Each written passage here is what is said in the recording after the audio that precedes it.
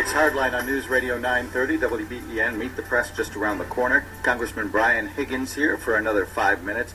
We've got a lot of calls. We've had a lot of calls all hour. Before we get to them, and I'm going to try and move as quickly as I can, tell me real quickly how many calls you've been taking in the office, because this is an issue that people are lit up on both sides with. As of Friday, 3,800 approximately.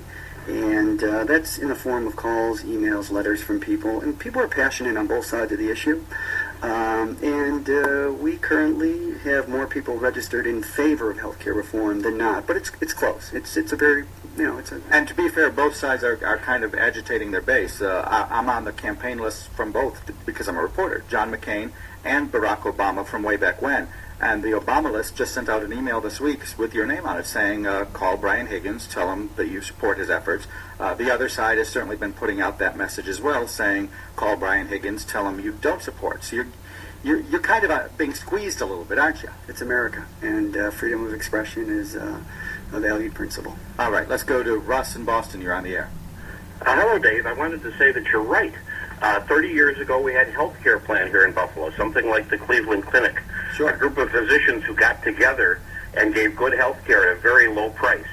That was torn apart by Ronald Reagan. Okay? The Republicans that I'm hearing whining now have learned that violence works in the political system. It's how they won in Florida with George W. Bush.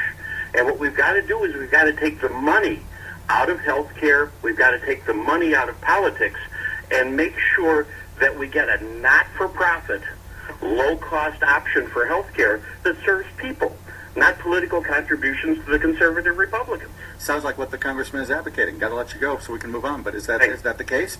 Absolutely. And, he mentioned the healthcare system in Western New York. And, again, visionary folks in our community like Tom Beecher, who was a driving force in establishing the Buffalo Niagara Medical Campus, the integration of clinicians, academics, and researchers, is producing a Cleveland Clinic-style healthcare delivery system, and it's very impressive, and it's only going to produce greater benefits moving forward. Joel in Amherst, go ahead.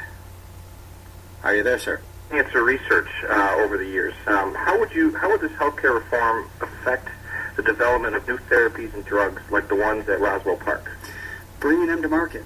When you look at drugs like Herceptin for breast cancer, you look at Avastin for lung cancer, you look at these smart drugs that have been in various phases of discovery for the past 2 decades. They're now coming to market. So the healthcare insurance has to be more agile so that it can keep pace with the science. So there's no sense in having these new smart drugs that kill the cancer cells without destroying healthy cells. If they're available, it's good, but they're not accessible because the insurance paradigm hasn't kept pace with the science. So insurance needs to do more to bring new drugs to market? Yeah, it needs to recognize that orally administered drugs are the wave of cancer treatment in terms of chemotherapy and combination chemotherapy. So I'm just simply saying that the insurance paradigm that we create that we influence has to be more agile so it can keep pace with these innovative new treatments that are becoming available. All right, Peter in Wyoming County, I'm going to take a huge risk here. You got to have like a 5-10 second question or else we're going to run out of time. Go ahead.